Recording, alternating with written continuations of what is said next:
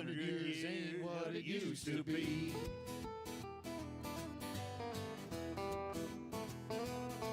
Before you know it, you're 63, making plans for Medicare A and B. You look around yourself and you see 100 years ain't what it used to be.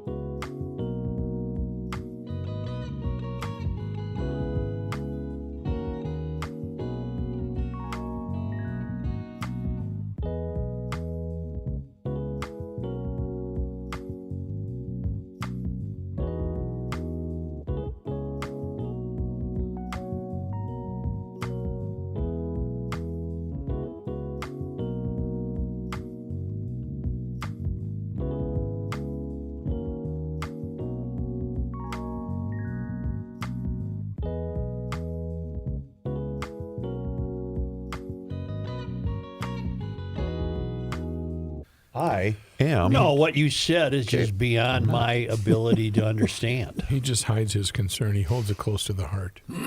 Joe? What? I'm rolling. Josh Arnold, investment consultant, brings you Garage Logic podcast episode number 1738.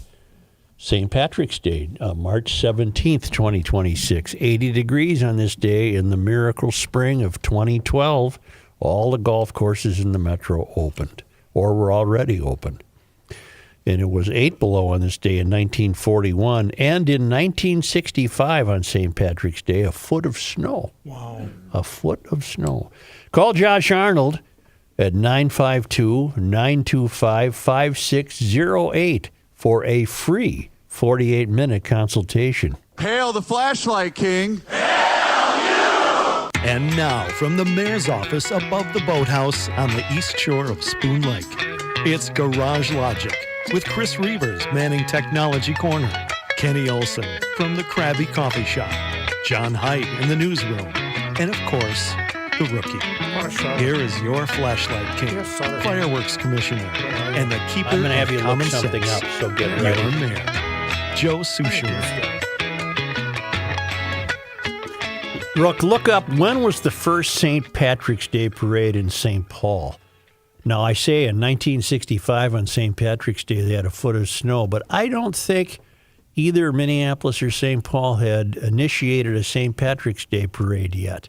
I think that came along in either 66 or 67. Wow, you're like a steel trap, my brother.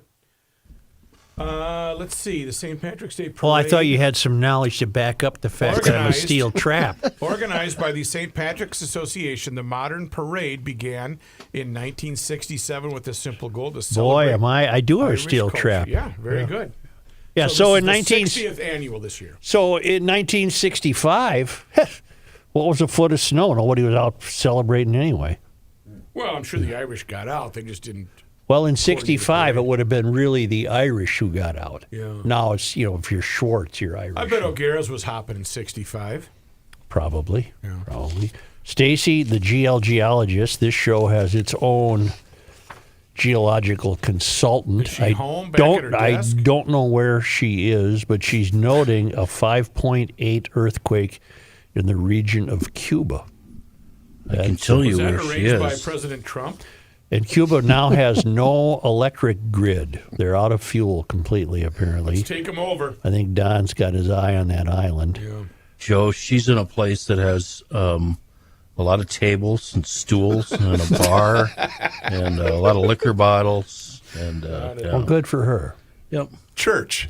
But I do enjoy the fact that we have geological consultants, lake consultants, election consultants. We have a lot of people. Airport consultants. We have an airport Yeah, consultant you got it. Where is on he? staff. on staff. At the ready.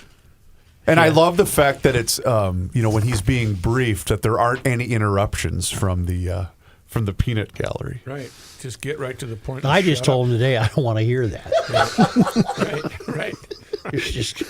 Just don't do that. Shut that bleep off. Shut that off. There's not enough of that in the world, unfortunately. We need more of that. Yeah.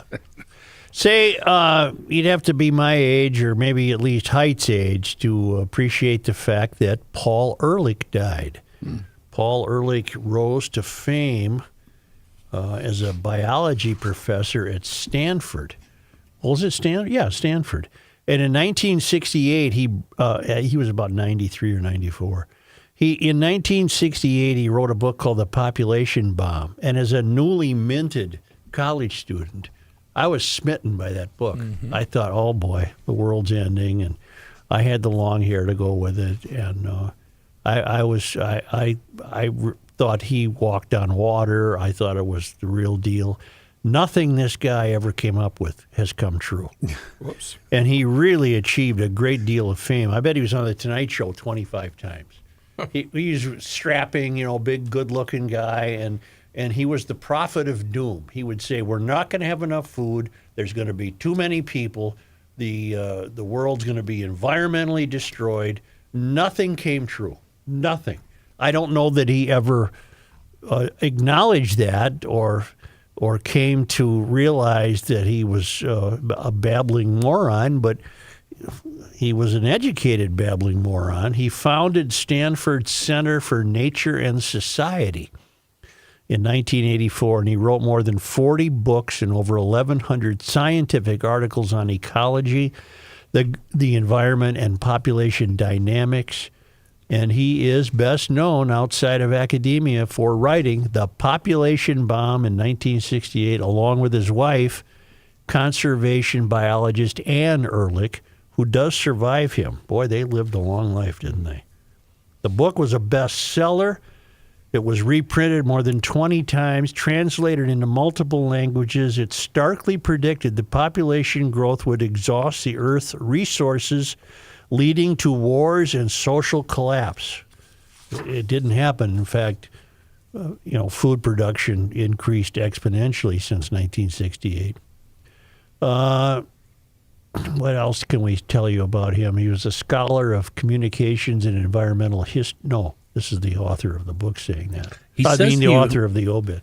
Paul claims he was essentially correct. Well, he hasn't been correct. There's been no...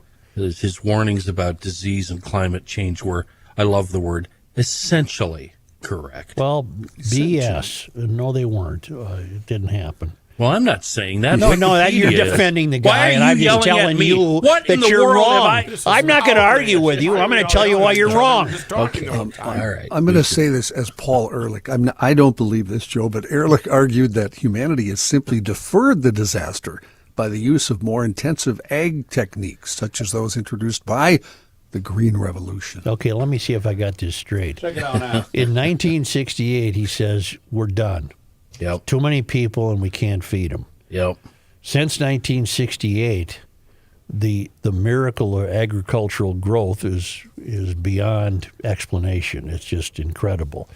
So what does he say to that? Because if increased exponentially since 1968, can you imagine how it's going to increase exponentially from this date forward? There's no reason to believe we're going to be able to stop producing food. Too bad he up and died, huh? Well, no, he had a long run, for God's sakes. He wasn't going to stay around forever, but he you know what he did, and it's true of me. He captured the public imagination. And as a newly minted college student, you were just raw meat to absorb that kind of BS. So see, it was almost a failed academy back then even. Except, you know what? Some of us snapped out of it. Once you started making some money, you snapped out of it. He created a whole generation of pessimists. He really did. People that would go on to complain and grouse about things like, taxes, potholes, snow plowing. No, I don't think that's true. By the way, bang up job, St. Paul. Are we going to get around to that eventually? Jesus, I see those. I see the video from South Minneapolis and St. Paul. How can you people live like that? I got off the freeway, tried to take a right onto Barry, and I fishtailed it into the bus. You got to get a dog sled. It's not. Barry is not plowed. Barry, for those listening in Arizona, is the street immediately adjacent to our building. There's still a foot of snow. I know. It's fun to drive down Barry. But your question should be, how will those MTC bus drivers be able to take their dump or go to the bathroom? Matt, we could be a little more in the $15,000 or $15 million bathrooms they've installed. That's the worst thing that ever happened to Berry Street was the installation of this very handsome restroom for bus drivers. Forbidding all parking on because there are days when the buses are lined up for people to park there and run into this new facility. They're running. Barry went to hell when they put in the train tracks. Before that, it was the Wild West there. You could park there for 3 weeks straight and be undisturbed. Yep. Conservative economists and scientists were not persuaded by Ehrlich's work. One prominent critic, academic economist Julian Simon, argued for what came to be called the cornucopian view, which held that the only limits to growth were imagination and ingenuity. Simon said the earth had infinite capacity to provide materials and that humans would constantly innovate and find new ways to use them. I would say that this Simon fellow was correct. In 1980, Simon publicly bet Ehrlich that prices of 5 important industrial raw materials, copper, nickel, tungsten, chromium, and tin, would fall rather than rise over the next decade. Ehrlich said he would have preferred some environmental measure rather than metals, but said resources would become scarce and prices would rise. Simon, on the other hand, argued that markets and new technologies would drive prices down. Ultimately, although prices for these 5 metals had risen during the preceding decades and would also rise in the 90s, they did decline between 1980 and 90, and Simon won the bet. And Ehrlich had to write him a check in 1990 for $576.07. That's a weird amount. Yeah. Paul earned his lesson. He learned his lesson, didn't he? That was the difference between the 1980 and 1990 prices of those metals. So that bet must have been you're going to pay the difference. Okay. How did he fool Carson over 20 times? You got to remember that in those days, a guy even like Ehrlich could have come on. Well, first of all, he was very engaging, very glib. Very tall, handsome, all that good stuff. And Carson would have people like that on. Today, of course, if Ehrlich came on, it would only be on certain stations, and it would only be highly politicized. It would only be part of an agenda. But back then, Carson would poke his nose into the world of biology. Well, he was on for entertainment, not for political.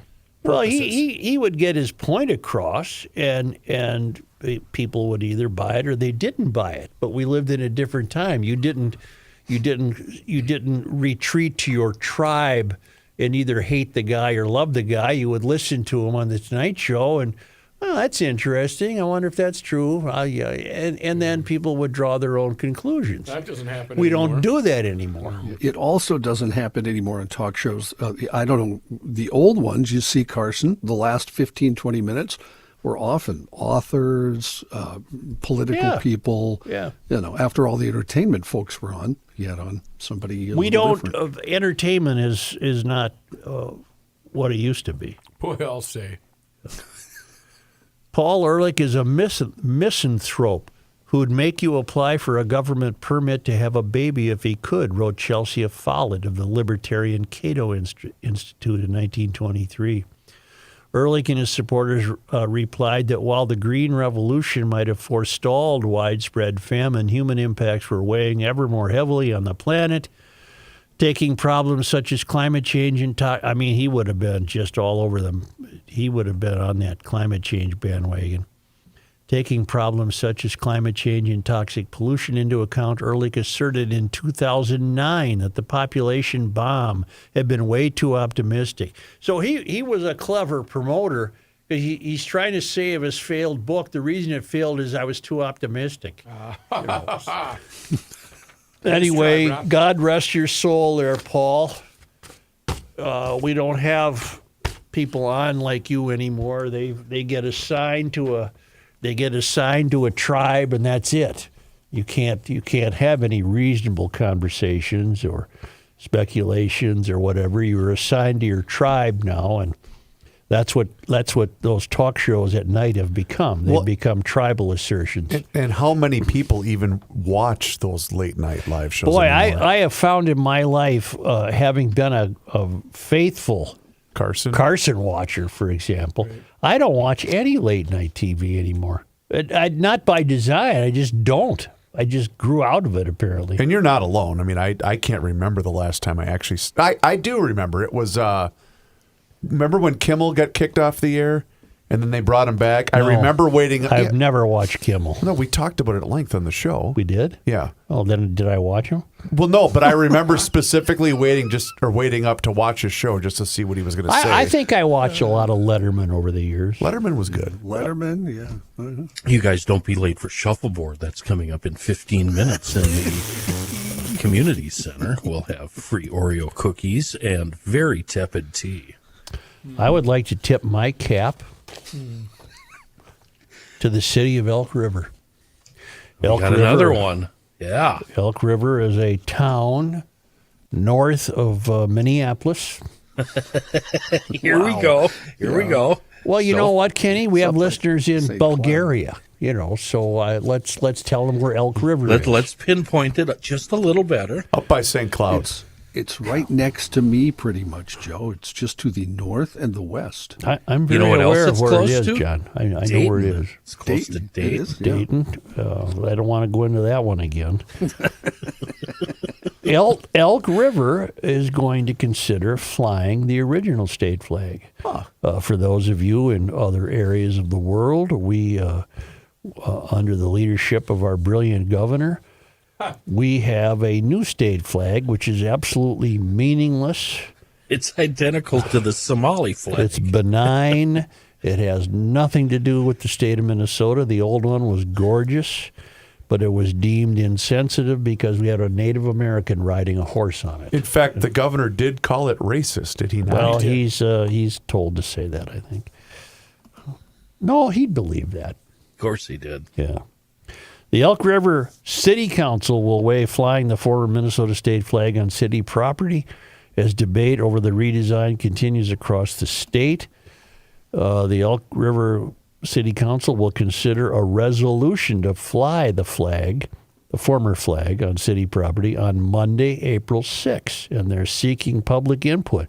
Why, if I lived in Elk River, Yeah. What happened? I would add to the public input. I would say, could we please restore the grand old original Minnesota state flag, which is a gorgeous, colorful, and meaningful flag, chock full of historical scenes and information. Residents may also attend that meeting in person. That's April 6th. No state law. God help us, this will probably get changed. No state law requires municipalities to fly the current official state flag, giving cities and counties discretion over what flags appear on local government property. Elk River is the latest. Champlin, we have that fellow on from Champlin? Yep. Champlin city leaders recently approved an ordinance allowing the former version of the flag to be flown. We adopted that new flag on May 11th, 2024, and it's just been reviled since then by most people. I would love to read you this quote from the designer of the new Minnesota state flag. His name is Andrew Precker. Wasn't he down Worthington Way? Correct, Laverne. From the moment I started designing concepts for the new state flag, I always envisioned a symbol of unity for all people that reside in Minnesota. He said, the flag is about bringing people together, representing our state, acknowledging the state's history, and expressing the experiences that we all have in common. Go ahead, Joe. Well, I've always cut that guy some slack because I think he just got lucky that they chose his flag. I don't think it represents anything. He also dismissed claims that the new design resembles the Somali flag. Listen to this. In the world of flag design, the two flags are completely different, he said. The only thing they share in common is the color blue and that white star. But that's all the new flag is. And that's all the Somali flag is. Oh, my goodness. Well, I see it here, yeah. Bringing people together. That's the fact. Know that. The fact that they made that change without our input is That's something so that should be glaring. put up for a vote. Yeah. They knew that their way would never pass. That's why they did it. You're right. Well, good old Alpha News looked into Precker, and his online footprint reveals a strong political bent. He voiced support for Kamala Harris, vaccines, Transgender Day of Visibility, while repeatedly attacking Trump. Last summer at the Minnesota State Fair, Alpha News heard a wide range of reactions from Minnesotans when asked about the new flag. Well, I absolutely despise it, one fairgoer said. Another called the new flag a little more boring, while others said it looked like the simplified. Others said they liked the simplified look. I think it should have been brought to an election instead of being forced down our throats. One person said, in 2023, Democrats in control of state government passed an omnibus bill, which created a state commission to redesign the flag and seal. Democrats specifically gave that commission the power to choose the new flag without final approval from the legislature. I don't think the legislature should even have a say in it. It's our Why flag. Why didn't we have a say in it? Yeah, put it on the ballot. It's a dreadful, well, it's not even dreadful. It's just benign. It's just How's that grand old flag song go? It's a dreadful old new flag. it doesn't. That flag has been through absolutely nothing. And it's a little precious of the designer to claim that it represents all these deep emotional turning points in life. I mean, Yes, no, it's a white flag with some blue on it and a star. Yeah. Well, hey. The North Star, It's as wasn't it? vanilla as can be. Thank you. Yeah. GLers, it's Joe Hi, Joe. for Bradshaw and Bryant, personal injury attorneys. If you're like me and many other people, you may not know what to do if you're ever injured in an accident. Well, I do know what to do. I'd call my insurance guy. wanna go to court. But if somebody, God forbid, was hurt, I'd also call Bradshaw and Bryant. Insurance companies and adjusters can be tough to deal with. You need a team, and Mike Bryant puts that team together. I hope you're never in an accident, but if you are, call Bradshaw and Bryant at 800-770-7008 or go to minnesotapersonalinjury.com. Your case evaluation is on them.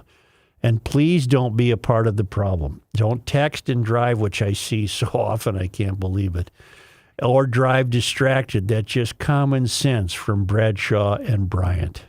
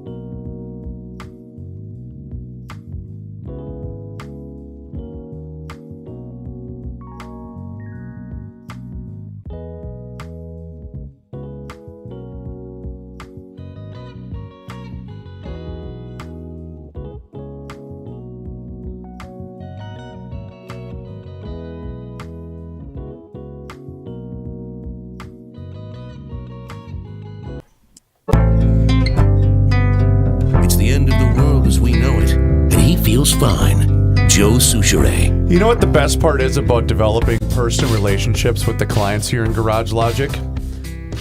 What is it? Thanks, Chris? Matthew. I appreciate you not I'm leaving on. me hang. I got you. You get personalized texts like this. Linda Keller, KellerTaxService.com. Book your appointment online or call 320-352-0013. I get the This, following Reavers, text. You can't claim that. Right.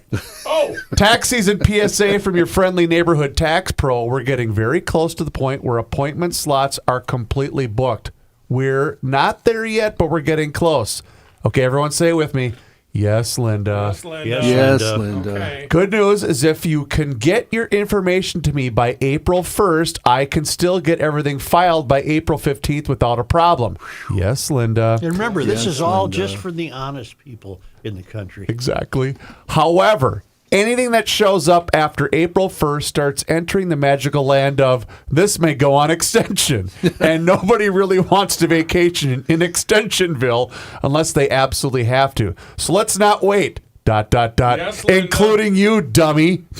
Yes, Yeah. Linda. Me too. You haven't gotten there yet? I'm going to get it sent. plenty to of you. time. He's Yeah. standing it up. He's going through the shoebox. Also, I'm a little behind on shows, but thank you for all the love that you guys are showing me on GL and on the Weekly Scramble. And you know what?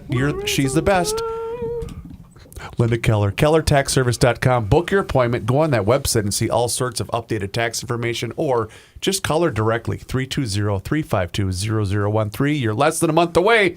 KellerTaxService.com. Isn't she a client who ultimately or inevitably will say, my ads work, stop using them? Yes. Because she's full. Basically. Yeah. Yeah. All right. And she loves the show, first and foremost, but yeah. Yeah, I have a bit of author's corner. Oh, we do need a little bit of Author's Corner. And not, you just want to do it. Are you sure? Well, Well, I don't want to audience go loves overboard on Author's the Corner. thing. Time and production. Overboard is In too honor of much. my guy Matthew, we got to go with this one. It's time for Author's Corner with Joe Souchere, and this one is a strike. Okay, so It's time. Hold on. We got it. We One can't just more. leave it at one. We can't leave it at This is just a good one one. because This is one of my this is favorites. some of Matthew's finest post-production work is on one of my Author's Corner. favorites. My goodness are you gracious. going to play it or I'm aren't you? trying to. Why is it not I playing don't for me? know. Isn't that something? Something didn't work. I'll make up It's some one of those days. Len It's just Dayton was also one of died. those days. Author's Corner, Suchi style. Who will it be next? It's Len Dayton. Well, it's Len Dayton, and he was a famous British spy novelist. He died at the age of 94. I believe he was 94 or 97. He's most known for the Ipcris file, and that was made into a movie. Michael Caine was in that. And I read today in his obit, I did not know this about him, the Ipcris file, he was inspired by the release of the first Bond film, Dr. No. Okay. And he went the other way. His work was all it wasn't shoot 'em ups. It was the inner workings of the spy world, and often that was guys spending a lot of time not in danger. But the hint of danger was always an aura around them, and Like spying them behind the curtain, where they're grooming spies. it was the real stuff. And I highly recommend him. If you haven't read Len Dayton, he's one of the guys like Jack Carr swear by him, and all the current guys were students of Len Dayton. And he wrote a trilogy that I would highly recommend: Game, Set, and Match. And I might get the cities wrong, but it was Game, Berlin, or Berlin Game, Mexico Match, Game, Set, and Match. It was Berlin, Mexico, and London. And if you can find out on the Google, which you read Berlin them. Game 83, Mexico Set 84, and London Match 85. Do that again, please. Berlin Game Yep. 83, That sets it up. Mexico Set That gets you right into the meat of it. 84, and then an 85 London Match. And that wraps it up, and that's it's the same spy in all three, and it's really good stuff. I don't Really think good I've stuff. read Ipcris file. Boy, I'm gonna have to get busy. I've read all of the Lundgren stuff and all those spy books from the 70s. So they made that into a TV It's movie. also a 1988 television serial directed by Ken Grieve. Okay. Well, but it's it was- based on those books. It wasn't the shoot 'em up spy work of the James Bond movies. He probably loved the James Bond stuff, but he was who wrote James Bond? John Ian Fleming. It wasn't Ian Fleming's type of work. It was a completely different, and it was very good. And if you haven't read it, I would recommend Len Dayton. And that concludes today's Author's Corner. Ladies and gentlemen of Garage the Logic, Mexico it's one. time What's for another going segment of Author's Corner with Joe Souchere. Author's Corner. Sometimes it gets a little bit crazy. Would you compare him to Le Carre? Yes. Because I've read most of his stuff. Well, I think Dayton was the guy who started that ball rolling. Okay. He was the guy. I don't know if you got wind of this from the sales team, but Author's Corner now is sponsored. Another St. Paddy's Day has come and gone. Why think about the damage to your car? Why think about the bouncer you took a swing at? Said, kiss me, I'm Irish, you fat Why think about the winner you went home with? Don't call me. Why think about your bed being the bathroom floor? Forget that night with Mick Ambien, the St. Patrick's Day wonder drug. Mick Ambien not only cures your hangover, it wipes out any memory of your night at the bars. How? By inducing a near coma level night of sleep while hallucinatory dreams race through your mind. Mick Ambien works fast to rid your system of the toxins, the gallons of alcohol, and the green dye you ingested. Black out with Mick Ambien. Sure, you'll wake up in a pool of unpleasant fluids, but you'll clear your digestive system and rid your mind of any memories of the night whatsoever. Mick Ambien, the St. Patrick's Day wonder drug, because any side effect you may suffer is better than facing up to what you did. Thank you. Thank you, God bless you, McCambian. Tony Wow, Lee. great sponsor. The Minnesota Senate will be the next background over major redactions in a report intended to help state lawmakers prevent future fraud. The problem, most of the report from the health consultant Optum, so we had to pay people. We don't have enough people. We had to pay an outside group to look at the fraud. Optum. It's so heavily redacted that the lawmakers can't read it. It looks like a black sheet of paper. What? And Really? they're hiding behind data BS. Policy recommendations that Optum is putting forward to eliminate waste, fraud, and abuse, and it's completely unuseful, Senator Jordan Rasmussen, Republican Fergus Falls, told Tom Hauser Monday. The Department of Human Services would be able to, if they chose to, release the vast majority of this information. They are deciding to use Chapter 13 to shield the information from the public. That refers to one of the Minnesota statutes known as the Minnesota Governmental Data Practices Act. The Department of Human Services says the law allows them to redact the information. What was the point? Why are we paying Optum then? You know why they're redacting, though. So that we don't provide a roadmap for fraudsters who would exploit the information to steal from the taxpayers. Apparently B he does. as in B, S as in S. That is such a load of crap. If you don't believe by now that this fraud is an inside job connected to higher ups in government, you'll never see the light. You'll never understand it. These people now, they go through this dog and pony show. Yes, we've brought in this outside consultant firm. We're innocent in this. Let them discover what they discover. Then they do. Then the government, conveniently enough, has a statute that prevents them from revealing it. Oh man.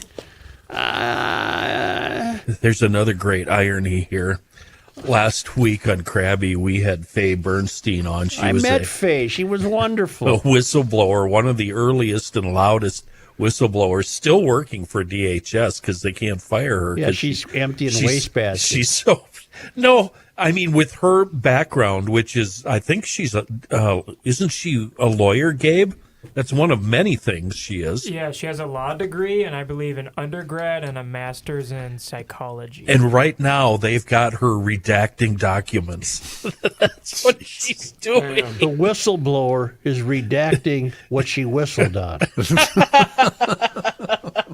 Oh, Faye, best guest that I've ever talked to. She was so wonderful. This interpretation of state law frustrates the lawmakers. I'm really having problems with this. I really am, said Jeff Backer, Republican from Browns Valley. I notice no Democrats have a problem with it. Said at a recent House committee hearing while holding up several pages of blacked out pages in the Optum report. How in the Sam heck can we do our job when we don't get to read the information? If you've seen this, it was held up on the news last night. It's a sheet where somebody looks like they've taken a black magic marker and it says, on this day, and then every line for the whole page is blacked out. It's like the Warren Report. It's just, Wow. what do they take us for? And then their response to that is so insulting. Yeah, it's very condescending. DHS officials say they're trying to find a way to give lawmakers more information without violating data practice law. You lying thieves. You're lying thieves. We are seeking a way to provide information to legislators. DHS Commissioner John Conley said, I don't believe you, Conley. In response to those lawmakers' concerns, we do want to share the information with you in a way that aligns with the statute. Well, the statute says you don't have to do anything. Especially if there was some type of fraud or something illegal, we would need to know about it. Perhaps through individual meetings. But we're exploring what could be permissible. We understand that frustration. Oh, you conniving, duplicitous so-and-so. So-and-sos. The Minnesota House passed a bill Thursday, that'd be last Thursday, on a broad bipartisan vote of 107 to 27 to require the release of the full Optum report to legislators, but not the public. So the public that they represent, that'd be us. And so what the Department of Human Services did, they released it to the legislators, but it was all blacked out. They don't give anything. And then they give you this BS excuse that, well, we did that so nobody would get an idea how to commit the fraud that we've been able to pull off for so many years. That's basically what they're saying. Well, first of all, if you're not releasing it to the public, who would have read it besides legislators? Right. So what are you implying, that the legislators would have dreamed up new ways of fraud? I'm not accusing the legislators of fraud. I'm accusing you in the Department of Human Services of being deeply involved in the fraud. However, allegedly. It's just unbelievable. I think this level of redaction is absurd. Rasmussen said. Who's Rasmussen? Where did he come from? That's not the guy that was from Rasmussen. the report. Rasmussen. Who's Rasmussen? He's the senator, Republican senator from Fergus Falls. That's right. Jordan started all this. Yep. Yeah. He said, I think this level of redaction is absurd. Well, of course it is, especially when we have legislative audit reports that also look at system vulnerabilities and make policy recommendations, but are open to the public. Taxpayers paid for this report. We did. I think in the millions. If somebody could look that up. What did it cost? What does the Optum report cost? OPTUM. They're an outside group connected with some healthcare provider. We don't have access to it. Hell, I'd be happy if my legislator, well, not that guy in St. Paul. What's his name? The guy Pinto? Pinto. He probably is cheering this redaction on, but I'd be happy if some legislator representing me at least got the report.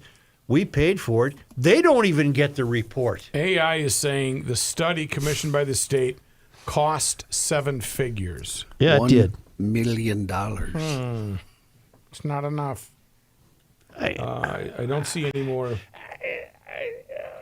I am told by emailer Clark that had I known about redacting when I was in grade school for my report card, I would have been valedictorian. Yeah. Sorry, I can't get the lit grade, Mom and Dad. It's off. So, folks, here in Minnesota, Linda Keller, KellerTaxService.com. Let's get Linda on this. Let's go. I mean, I'm addressing this to the honest people who, like saps that we are, we get our taxes paid only so they can be taken and used by the state of Minnesota to hire an outside consultant to come up with a report that's going to nail this fraud. We'll take a look at it for you. We're outsiders. We don't have a vested interest. And here we are. We delivered it to you. Department of Human Services, there you go. And the Department of Human Services, by law, was required to release it to the legislature, which they did. And every page is blackened with redaction. Everything. I don't see anything in the story that says the DFL party as a whole is behind or pro redaction. No, but it sure would have been reassuring to have a Democratic representative say, geez, why did you have to redact the whole thing? Absolutely, and that was the point I was going to get to, but I don't think that that's advisable for your political career right now in Minnesota, even if you feel that way. No, you got to stay on the side of the thieves. Unfortunately, I think you're right. This is boy, I'm not lost for words. I'm just really careful about my words. Kenny, that's the first time you've used that line on Joe, whereas he's used it on you many times over the years. What line? Unfortunately, I think you're right. Well, like when one of us makes a good point, Joel. Well, you just made a good point by accident. Right. I really want a DFLer because we've had them on Krabby before, and they're sane and they want to get to the bottom of the fraud, but the party is putting the brakes on for them. You know what? It's real easy for any of them, Democrats, Republicans, anybody, to say, we really need to get to the bottom of this, knowing full well that they ultimately could be protected just holding out Statute 13 and redacting everything. Yeah. So it's been very easy. It's very easy for Walls to say, I'm really concerned about this and I want to get to the bottom of it. Well, Tim, you knew damn well, obviously, we were never going to see this. They don't even have any people working at these agencies, so they request the data and they don't go anywhere. Yeah. The people who are the attorneys that should actually be prosecuting on ICE cases, the lead prosecutor quit yesterday. Fraud is a long forgotten thing for everybody except me. Oh, no. And people in Minnesota who know we need to prosecute it and do what's right. The federal government lost all their prosecutors. The federal government sent us Quit no talking one so fast, you Reavers. I mean, Walls. He's talking to Walls in this case. My perception Tim, is he's doing. Go ahead. I'm sorry. Well, Tim, you're prevaricating. Yeah. You knew damn well that this law would never. He's putting up all the obstacles he possibly can. Yeah. While saying he's working hard. The public class has all of these little laws that protect themselves.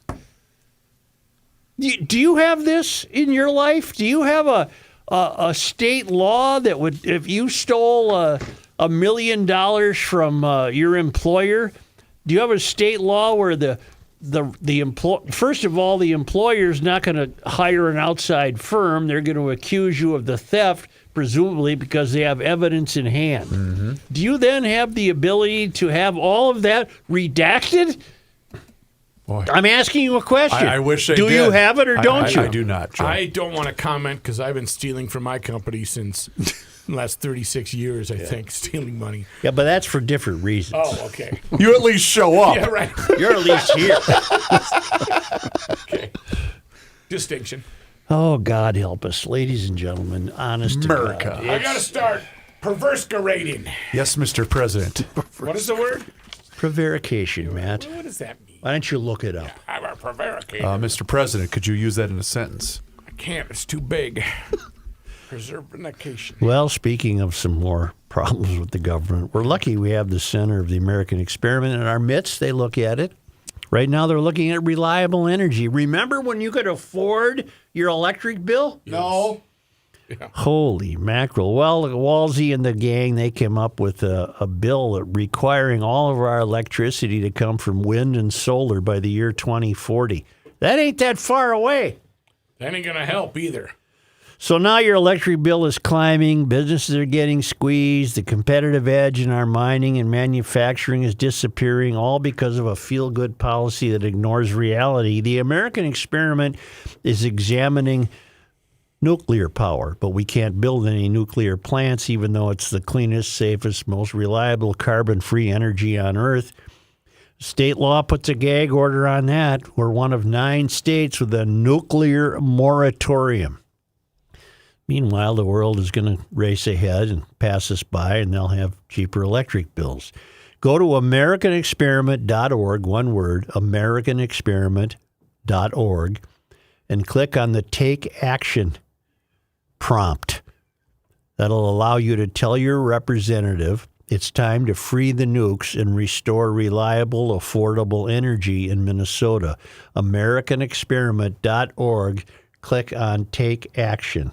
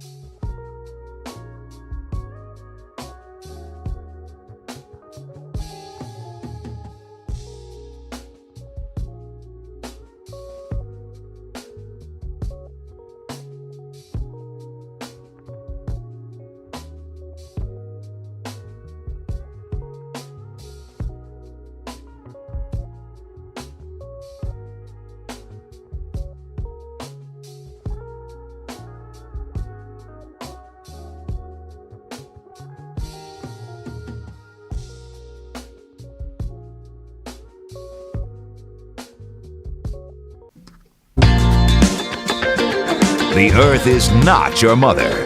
The Joe Souchere Show. Let's talk about our friends at We Are Nuts and wearenutsmn.com. You know what's not a good idea, ladies and gentlemen?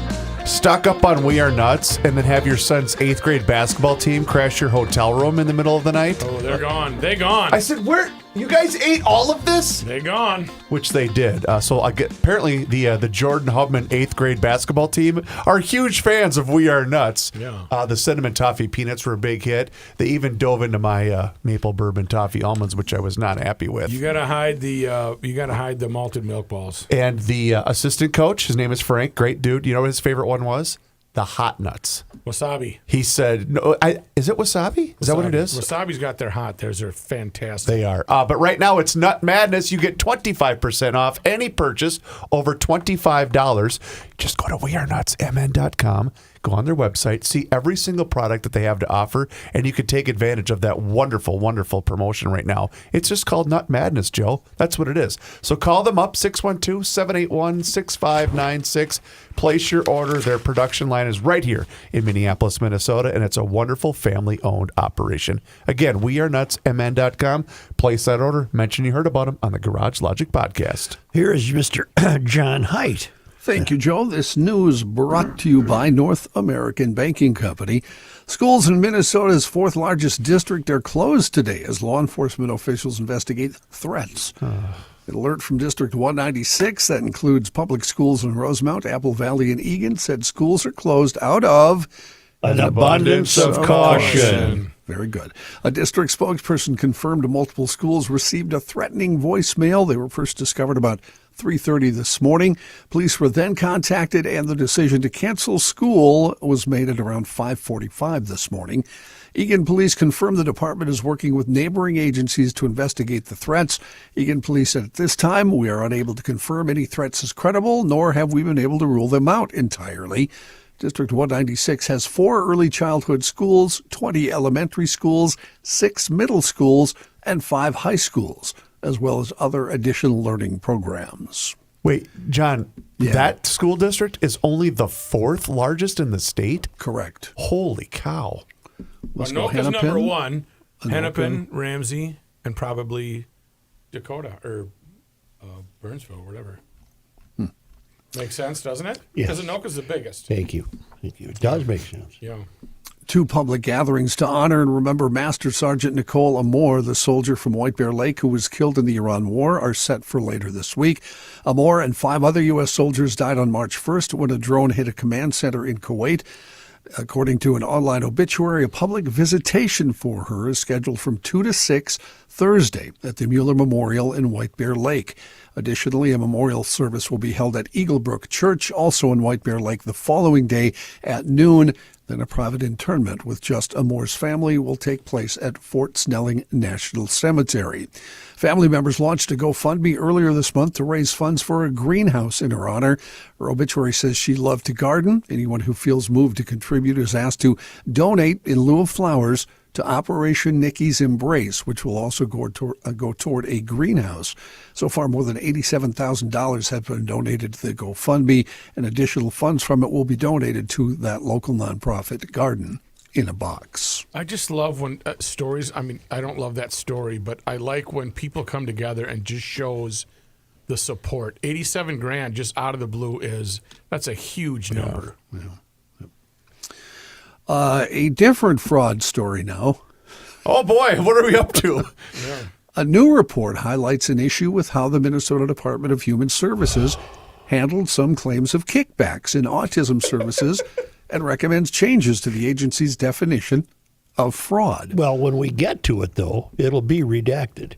We won't know what it is. The Office of the Legislative Auditor, the nonpartisan office focused on strengthening accountability in state government, released the report from its special review this morning. It focused on alleged allegations of kickbacks tied to fraud in the Early Intensive Development and Behavioral Intervention Program from 2017 to 2024. In particular, the audit examined whether the agency's inspector general acted reasonably when looking into criminal allegations in the program and why the office closed some complaints against providers without any more investigation. They said most of the decisions they reviewed were reasonable based on what the Inspector General's office knew. However, according to the OLA, DHS officials claimed they didn't have the authority to investigate kickback allegations for the program unless complaints also reported non-kickback conduct that rose to the level of fraud, theft, abuse, or error. You following all this? Oh my God! They're just conniving liars. It's a web. It's more web You or guys, more onion levels. kickbacks are just commission. Come on, man. true. I read this story 6 times just to make sure that I understood exactly what was going on here. What does this tell you guys, though? They're all conniving liars in a theft club. Yes, and they're all in on it. Holy crap. The OLA report said if DHS does not add kickbacks to its definition of fraud, the agency could be required to continue paying providers who are in the process of being investigated for engaging in kickbacks. Let me see if I got this straight. Check it out now. Let me see if I got this straight. Please explain it to me, because we're attempting to parse the difference between a kickback and a non-kickback. That's and correct. We're deciding that a kickback might also be a non-kickback. Yes. And then it we didn't don't have- occur to them that a kickback, you didn't need some definition. A kickback would be what we call wrong. Yes. And they don't know if they have the authority Right. to do we anything don't know about if it. we have the right to tell you that that was wrong. Yeah, I think you got it. I think you got the whole thing down. I would love to get a kickback. No, just shut up and pay your taxes. No, I'll take a kickback. That Just is pay your so- taxes. That is so mean. I know. It really was. But that's what we're all told. Shut up Yep. and pay your taxes. And don't be late. But you know what? Remember your theory years ago when all of this started that we could have filed during the There's COVID? not a doubt in my mind. But we would have been the ones that would have been busted. If I held a press conference and held up the check for $5 million and said, this is what I just did for fun. I applied for this under the guise of the Garage Logic Department of Public Works needing new equipment during COVID, I would have been the one that went to jail. Yes. And then holding your $5 million check, you can say, I am promptly going to give back $4 million of this check. So I can have. Star Tribune reporting several townhomes at a popular Lutsen, Minnesota ski resort caught fire Monday afternoon. According to the owner of Odyssey Resorts, the spokesman for Odyssey said fire was discovered in 3 townhomes at the Caribou Highlands Lodge and Residences, and local crews worked to contain it. Everyone was evacuated safely. According to the Cook County Sheriff's Office, dispatchers notified of smoke coming out the back of one of the townhouses. Close to about 2 in the afternoon, it was reported flames were visible from outside the building. The Lutsen area has experienced several major fires in recent years. I was just going to say. Fire destroyed Lutsen Mountains restaurant Papa Charlie's back in 2023. And the owner of the lodge at Lutsen Resort, just minutes from Caribou Highlands, has been charged with insurance fraud and burning down his resort. Nearby Grand Marais also has seen a couple of fires in recent years, including at the upscale restaurant, The Crooked Spoon. Did they have strong winds up there? I'm wondering if power lines and winds and that whole thing had anything to do with that. You're the rural wind expert. Before the show, you were chastising me about my lack of knowledge about the wind. Apparently, you know more about it because you live in the middle of nowhere. So why don't you tell me? Why don't you tell me? I was referring to people in the Dakotas in Montana where you love a nice little 10-mile-per-hour breeze, and every day they face a 70-mile-an-hour breeze every single day. Well, of then they their ought to life. move to where there's some trees. Having spent 30 years living in North Dakota, I am fully on board with Mr. Olson. It's relentless. We ain't going to smell it with this wind. Yeah. It'll drive you mad, I tell you, mad. It's quite mad, you know. It's quite mad. You know, I'm glad you brought up, because I was going to mention, Johnny, that the guy that burned down his own joint to collect the insurance, Yes, sir. they're not suspecting that with this as well, are they? They have not mentioned No. it. Well, the fact that it happened at 3 units that were tied together, right, John? But I don't think that guy has anything to do with these units. The guy who burned down his no. lodge Has nothing to do with these townhomes. Correct. No, Right, I'm right. just saying from the information that's been provided so far, it doesn't somebody sound. left the oven on or something. Yeah, it doesn't sound like arson. Doesn't sound suspicious. Well, wouldn't that lead you to believe that every place in Lutsen should have some type of upgrade? Leads me to Because believe they all work for the Department of Human Services. allegedly. Yeah. Why don't we take a quick break here and fear? Yeah, I Not- fear. Don't fear him. Let's hear from. As we do that, I'm going to. The Reaper. Here's the Reaper. It's Kenny Olson now Oh, pouring does his that coffee. sound good, Kenny? And I That's believe a it'll cup be- of French roast. Sound effects for his answer. Yeah, that's from all Custom right. Roasting, our official supplier of coffee for both GL and the Krabby Coffee Shop. There's a couple of options at that website I want you to check out. When you get to the landing page, first of all, you'll see the GL tab. Click on that. And by the way, it's customroasting.net. And the first option is the starter package. That's with 4 different blends of their finest, from the lightest roast up to the darkest roast. You do that one if you're unfamiliar with their product and you want to get into it. It's a great way to check out what they have from the lightest to the darkest. The other one, the one I love, is the big twin pack with free shipping. You choose either dark roast or light roast. The dark package includes Boundary Waters and French roast. The light roast package is Minnesota Morning and Columbia Excelsior. Here's the deal, though. You're going to order these, and when you get to the checkout, be sure to enter code GL to get that free shipping. The coffee from Custom Roasting, based right there in Buffalo, Minnesota, by the way. It's absolutely amazing, and it is so smooth. The French roast is better than the best, and the Boundary Waters might actually be my new favorite. It's so fantastic. They are the official supplier to GL and the Krabby Coffee Shop. Get on that website today, customroasting.net. John. Thank you, Kenny. Gulf Arab nations came under renewed missile and drone fire Tuesday from Iran, which has been targeting regional oil infrastructure and vowed not to relinquish its stranglehold on the strategic Strait of Hormuz. Israel also launched new strikes on Iran and Lebanon. And meanwhile, Israel said it has killed Iran's security chief and the head of its Basij paramilitary force in strikes that erased the most important figures in the regime. Israel separately issued its widest evacuation order in southern Lebanon since 2006, warning it would be conducting strikes against Hezbollah targets in that area. President Trump's top counterterrorism official has resigned in protest over the war, accusing Israel and its, quote, powerful American lobby of pressuring the U.S. into a conflict he says was built on lies. Joseph Kent was the director of the National Counterterrorism Center. He said Iran posed no imminent threat and the war was started due to, in his words, pressure from Israel and its powerful American lobby, saying, I cannot in good conscience support the ongoing war. Kent serves under Director of National Intelligence Tulsi Gabbard, accused the president of reneging on the non-interventionist principles he campaigned on. He said in his statement, until June of 2025, you understood that wars in the Middle East were a trap that robbed America of the precious lives of our patriots and depleted the wealth and prosperity of our nation. Kent, who deployed to combat 11 times, is closely aligned with the America First wing of the Trump administration, including Gabbard and Vice President J.D. Vance, who have both warned against new Middle East entanglements. Administration watchers say the resignation highlights a widening split inside the White House.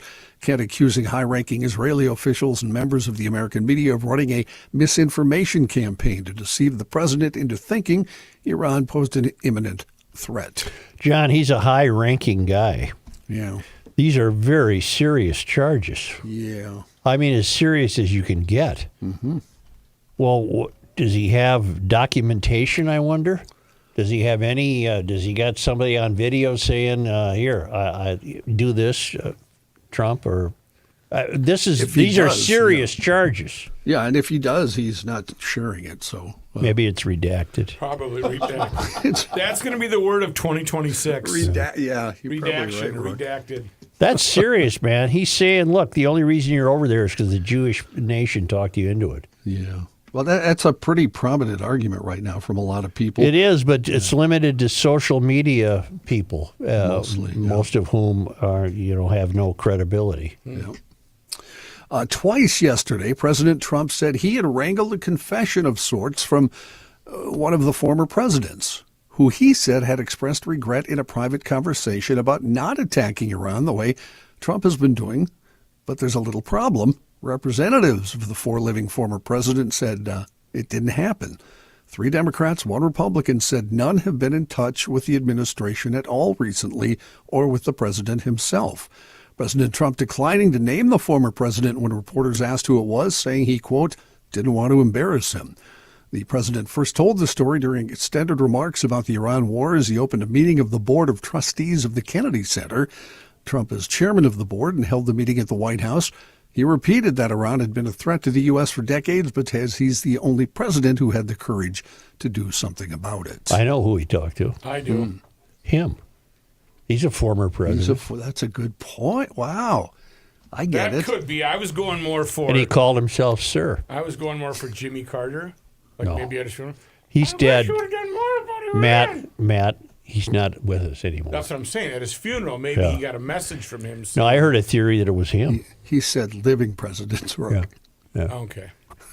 I think he said, Sir, you should have done this before. You're right, sir. Thankfully, Jimmy hung on just long enough to cast his vote for Kamala. Remember that? He did. That seed where they held up his arm. Yep, here at me, I'll never forget that picture of Carter and his wife in their chairs. No, why do you bring that?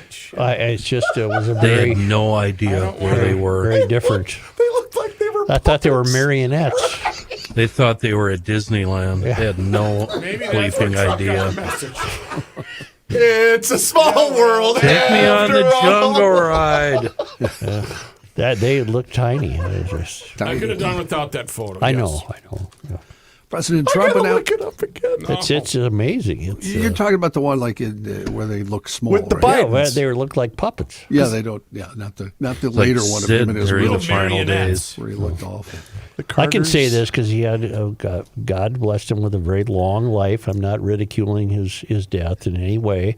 I'm just saying that towards the end there, when they took a photo of the two of them, it was the damnedest thing you've ever seen. There's got to be an age cutoff photo. There. Is that it? Yeah, it sure is, Joe. Let me The stand worst, up. the worst still though is the one in the wheelchair and he looked like Yeah. a corpse. Where his Yeah, chin there's is gotta- resting on his knees. That's the one. You know what makes this This is real photo fun. is the fact that both Joe and Jill Biden are kneeling down. Yeah. And the Carters are sitting in their chair. All we're missing Right. is a little puppet theater, right? Right. With the little curtain With the behind little it. Yeah. the wavy curtain. Yes. President Trump announcing yesterday White House Chief of Staff Susie Wiles has been diagnosed with early-stage breast cancer. Trump made the announcement in a Truth Social post, noting that Wiles had decided to take on treatment immediately. Wiles said in a statement she was diagnosed with the disease last week, is deeply thankful for the support and encouragement from the president. She said she will continue working. Wiles said, I'm grateful to have an outstanding team of doctors who detected the cancer early and are guiding my care. Wiles was seated next to Trump at the Kennedy Center board meeting in the White House East Room, which took place minutes after they announced Wiles' diagnosis on Monday. If you can't get information from a state agency like the Department of Human Services, what possible hope do you have to ever prove that Trump is lying about anything? I don't like the chances. No. He didn't talk to any former president unless it was him. Well, what if it was Jimmy Carter? He thought he was talking Well, to him. he might have thought so. He's absolutely the first president that's ever lied to. Yeah. I would include all presidents in that, what I'm saying. He is the world champion, though. He's pretty good. He's Well, pretty damn good. The creativity is what I respect. It is. It's amazing. Yeah. It's fantastic. I was thinking audacity is a better word there, Kenny. Sorry. I like creativity. It's good. John, I got to go with creativity. To bring up a former president, that's pretty good. Because he knew damn well all four of them would be questioned. Yeah. Right. It makes me smile knowing that a lot of you are going to bite on that hook and then become really, really angry. And that's four? what brings joy to my heart. Obama, Clinton, W. That's it, isn't it? There's Who am I four. missing? There's Who am I missing? Clinton, Obama, Bush. Yeah.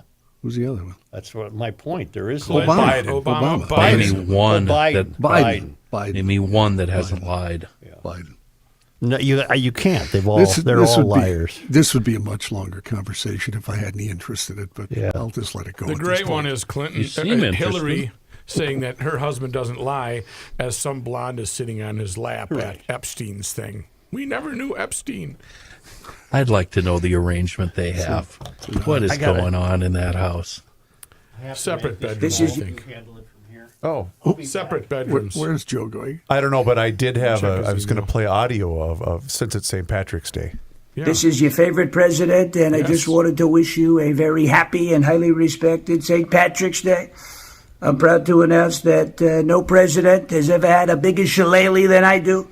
It's the biggest and most powerful shillelagh in the history of the world. It's now it's big shamrocks, too.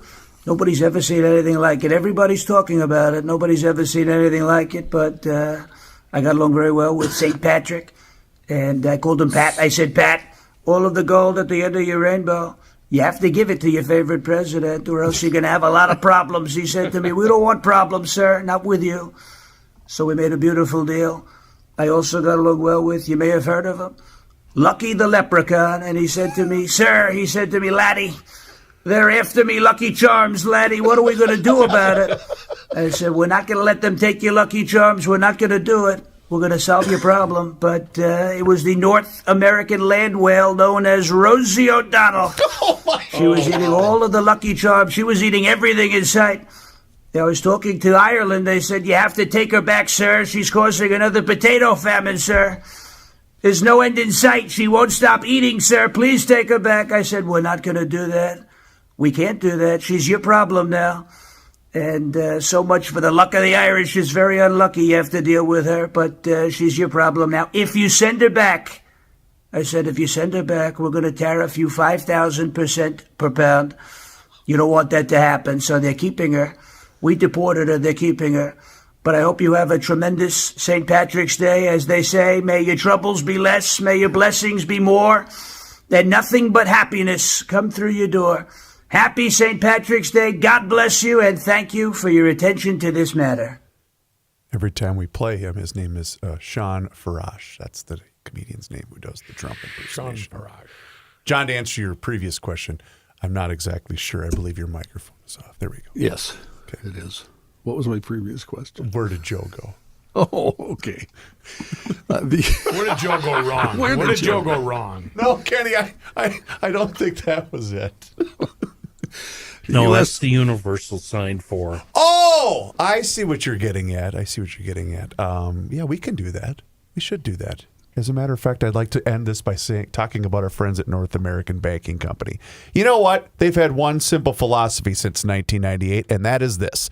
They want to have banking done differently, and you get that feeling anytime that you walk into any one of their 6 Twin Cities locations, 50th in France, Roseville, Woodbury, Hastings, Shoreview, and also in Maple Grove, offering you the same updated online and mobile banking tools as all of those other big national banks. But the key difference is you're going to get the unparalleled service of a community bank. And they are locally owned and operated. All of their locations are. And here's why that's important. That means all loan decisions are made right here in the Twin Cities. They are not sent out of state. So this helps all of you business owners solve problems quickly and also expand your business with confidence. You see, they deal with numbers every single day, but you, your family, and your business will never be one of them. So check them out online today. It's nabankco.com to learn more. Once again, it's banking done differently. North American Banking Company, member FDIC, is an equal housing lender.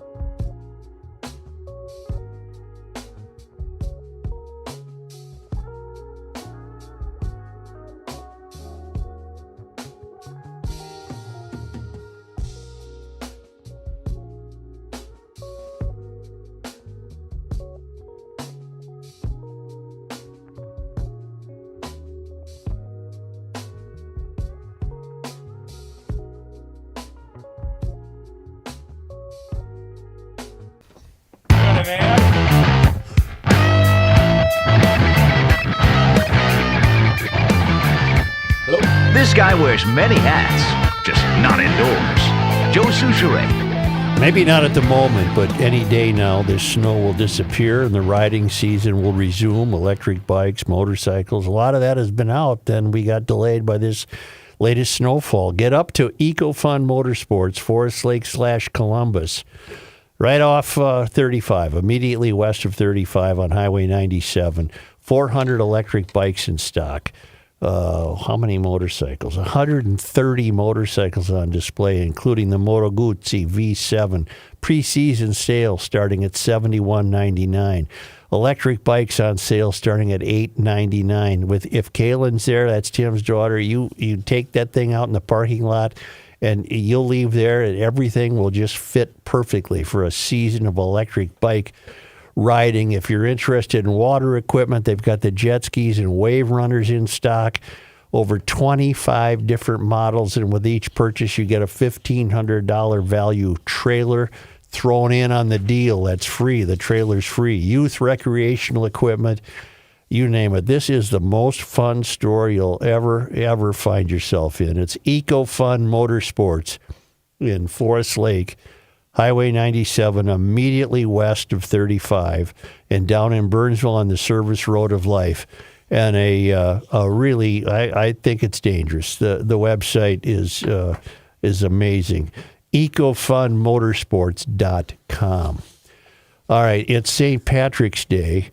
I used to think that I would have big plans. I do not have any big plans for that.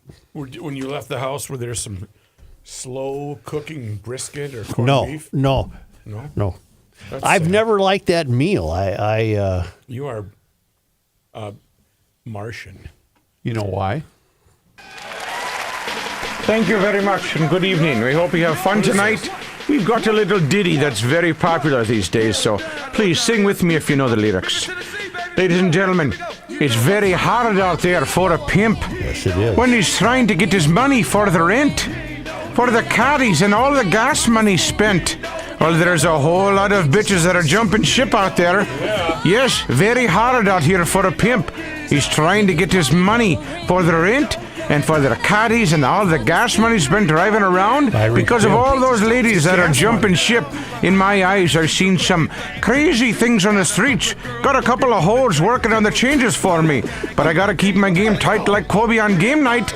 Like taking a hoe that don't know better. That just ain't right. I don't see people killed and seen people deal. I've seen people live in poverty with no meals. But listen, I've messed up where I live, but that's just how it is. It might be new to you, but it's been like this for years. It's blood, sweat, and tears when it came down to this, and I've been trying to get rich before I leave this here. I've been trying to have things, but it's hard for a pimp. I've been praying, but listen, it's very hard.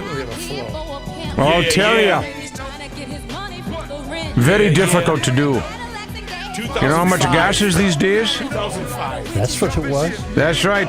But man, you listen up here. What happened? Word out, props to all my Irish people out there. Listen up. I've got more where that came from.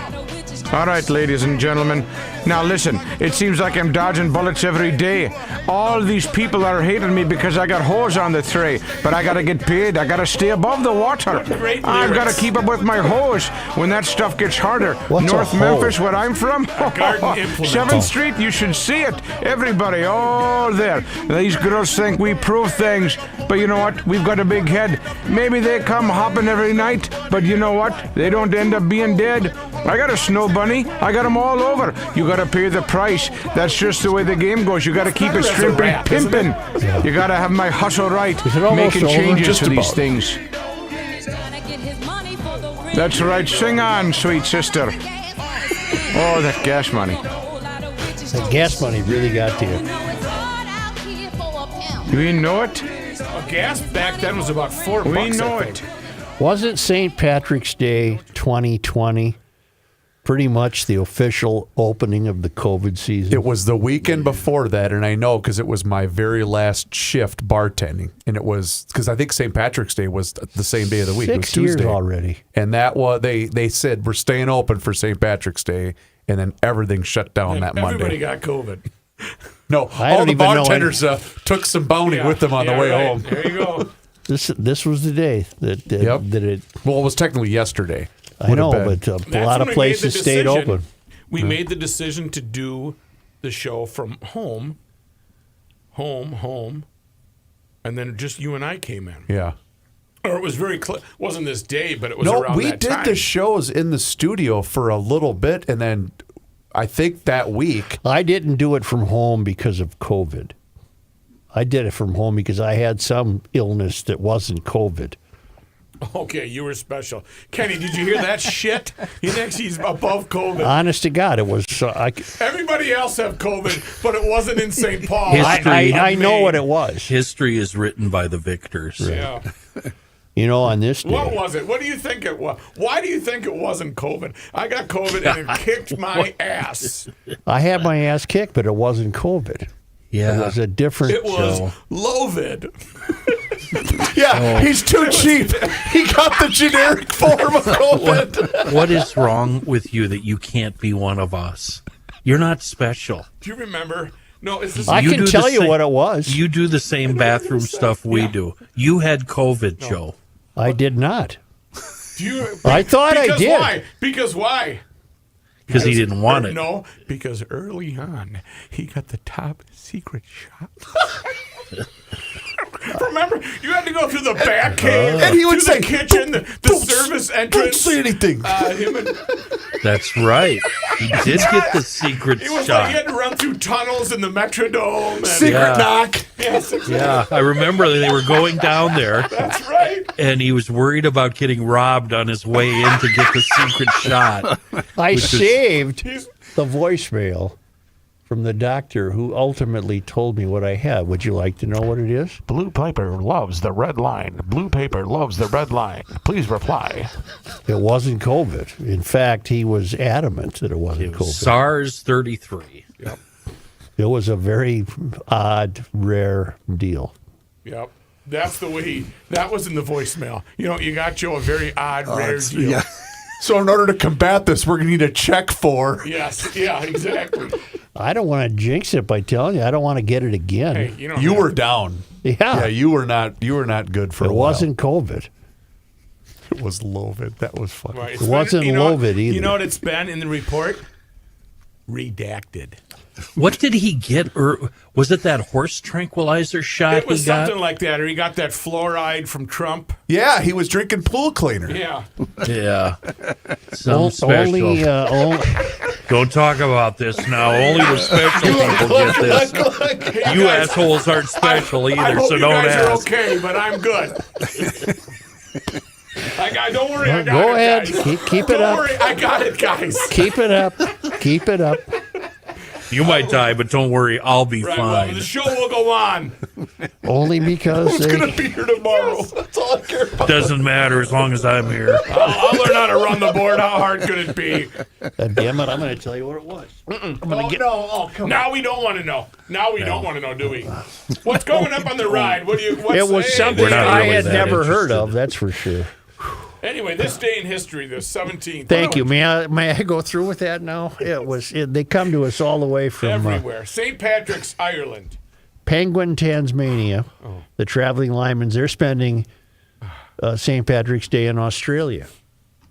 And it was on this day we didn't do anything. We had one thing. We were drinking green beer on March 17th. In 1851, that's exactly what we were doing. St. Paul hosted the state's first St. Patrick's Day parade, which gives a lie to what we started the show with, because the current one started in 1967. I got it right here. Galvin and the gang. Although Irish immigration to St. Paul did not peak until 1890, many Irish had already settled in town, working both as household servants and as laborers on the docks of the Upper Landing.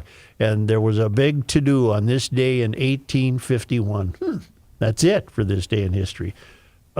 Except from Kristen and Maryland, I got this neat daily calendar. It was on this day, March 17th. in 1930, construction began on the tallest building in the world.